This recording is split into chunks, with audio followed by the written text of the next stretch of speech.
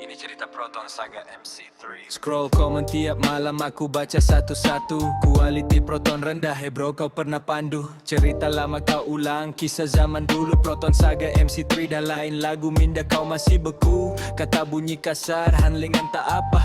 Padahal dalam senyap kau dengar dari mana. Review ikut mulut bukan ikut fakta. Tengok video shoot tunim saat terus jadi pakar kereta. Sembang pasal safety macam engineer. JPJ, ABS, ABD pun kau belum nak sebut way. Kejam produk nasional, konon paling bijak. Benda tak pernah cuba mulut dulu yang rancak.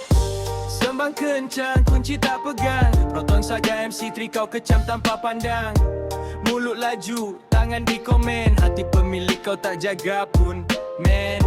Sembang kencang, kunci tak pegang. Test drive pun tak, tapi review panjang. Proton Saga MC3 dah improve jauh, tapi netizen masih hidup dalam cerita lama dulu. Yeah, kata Proton ni cepat rosak. Tanya servis apa, kau jawab mentah. Owner jaga elok pakai bertahun. Kau pula kutuk dari bilik, kipas siling pusing perlahan. Interior naik level.